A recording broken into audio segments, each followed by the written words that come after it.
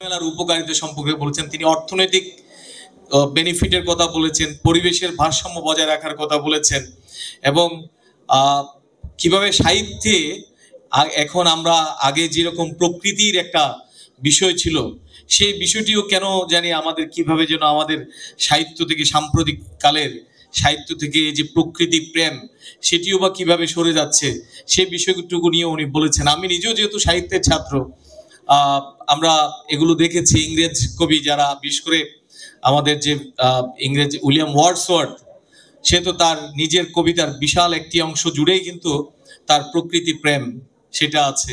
আমরা ইয়ের মধ্যে শেক্সপিয়ারের সনেটে তো বলাই আছে, হ্যাঁ, সনেটগুলোতে। তারপরে এমনকি জন কিটসের কবিতার মধ্যে কিন্তু আমরা অনেকগুলো প্রকৃতি এবং এই সংক্রান্ত বিষয়গুলো নিয়ে আমরা অনেকগুলো বিষয় আমরা দেখেছি। তো আমরা আজকে যে বিষয়টির কথা বলছি সেটি হচ্ছে আমাদের এই যে প্রতি বছরে আমরা আসলে বৃক্ষমেলা আয়োজন করি, হ্যাঁ, এখন এইটাকে কেন্দ্র করে একটা ইকোনমিতে একটা বিরাট একটি কিন্তু প্রভাব কিন্তু আছে। আমরা যদি দেখি, আপনারা একটা জিনিস খেয়াল করলে দেখবেন, প্রতি বছরে কিন্তু মানুষের এই যে আমাদের বৃক্ষমেলা আয়োজনের মাধ্যমে কিন্তু আমাদের অংশগ্রহণকারীর সংখ্যা বৃদ্ধি পাচ্ছে, আমাদের নার্সারি মালিকদের সংখ্যাও যেমন বৃদ্ধি পাচ্ছে, তেমনি মানুষের মধ্যে কিন্তু এই যে গাছ সম্পর্কে, নিত্য নতুন গাছের ভ্যারাইটি সম্পর্কে কিন্তু আগ্রহটা কিন্তু বৃদ্ধি পাচ্ছে। এখন বৃক্ষ প্রেমীদের সংখ্যাও কিন্তু একই সাথে বৃদ্ধি পাচ্ছে।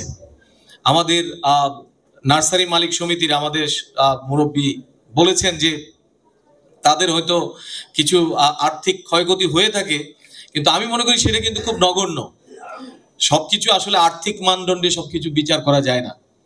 কিন্তু আপনারা এই যে যদি একটু চিন্তা করে দেখেন, এই যে নার্সারিগুলো করার মাধ্যমে আপনারা আমাদের তরুণ, বিশেষ করে আমাদের একটা তরুণ প্রজন্মের মধ্যে কিন্তু গাছ সম্পর্কে আপনাদের যে আগ্রহটা সেটি কিন্তু অনেক অনেক কিন্তু বৃদ্ধি পাচ্ছে। সেটা হয়তো আপনারা নিজেরা স্বীকারও করবেন।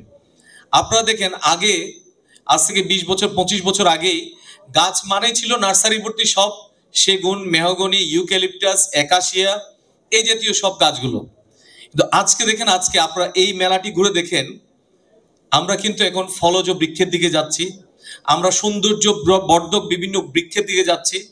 কেবলমাত্র শুধু হচ্ছে উডি প্ল্যান্টস যেটাকে বলা হয়, কাঠ লাগানোর ওই গাছের মধ্যে কিন্তু আমরা সীমাবদ্ধ নেই। আজকে দেখেন আপনারা প্রচুর পরিমাণ, আমি দেখলাম 3 ভাগের প্রায় 2 ভাগ হচ্ছে ফলজ বৃক্ষ, সৌন্দর্য বর্ধনকারী বৃক্ষ, বিশেষ করে বনসাই এবং ফুলের গাছ বিভিন্ন, এগুলো প্রচুর পরিমাণে আছে। এবং খুব কম সংখ্যক কিন্তু হচ্ছে আপনার উডি প্ল্যান্টস আছে, বিশেষ করে হচ্ছে কাঠ যেগুলোতে দেয়া, মেহগনি বা এই জাতীয় গাছগুলো কিন্তু খুব কম। আরেকটা ভ্যারাইটি আছে, সেটা হচ্ছে আমাদের ফলজ বৃক্ষের মধ্যে কিন্তু একটু বৈচিত্র্য আসছে। আমি দেখলাম যে অনেক লাল রঙের কিন্তু অনেক বড় বড় মিয়াজাকি আম গাছ বা এই জাতীয় কিছু আম গাছ দেখলাম। এগুলো তো আজ থেকে, আমরা তো 20 বছর আগে তো আমরা এগুলো দেখি নাই। আমরা তো এই জিনিসগুলো আজ থেকে 20 বছর আগে আমরা দেখি নাই। তার মানে এই যে নতুন ভ্যারাইটি, এগুলো কিন্তু কারা নিয়ে আসছে? এগুলো তো আপনারাই নিয়ে আসছেন। আপনারা হয়তো এগুলো, যেটাকে বলা হচ্ছে ওই যে এই গাছের চারাও তৈরি করছেন, আবার আরো কিছু কিছু আছে, এটাকে কি বলা হচ্ছে, এই কলপ করে যেটাকে বলা হয় আর কি, এটা একটা সায়েন্টিফিক একটা নাম আছে, হ্যাঁ, গ্রাফটিং করে আপনারা এগুলো ইয়ে করছেন। হ্যাঁ, গ্রাফটিং আছে, বাড়ি আছে, এই কাজগুলো করে। তাহলে দেখেন, আগে এক সময় আমাদের ওই যে আম, আমরা ওই যে দেশি আম আর হচ্ছে আমাদের ল্যাংড়া, ফজলি, এই জাতীয় যে কথাগুলো শামীম ভাই বললেন, এখন কিন্তু আপনি দেখেন বানানা ম্যাঙ্গো। হ্যাঁ, আমি পাহাড়ে চাকরি করেছি, উপজেলা নির্বাহী অফিসার হিসেবে ছিলাম। সেখানে আমি দেখেছি পাহাড়গুলোতে এক সময় তো ওখানে শুধু হচ্ছে ওই যে গাছগুলো ছিল, উডি প্ল্যান্টস গুলো ছিল, সেগুনের বন, তারপর হচ্ছে একাশিয়া বা ইউক্যালিপটাস, এগুলো ছিল।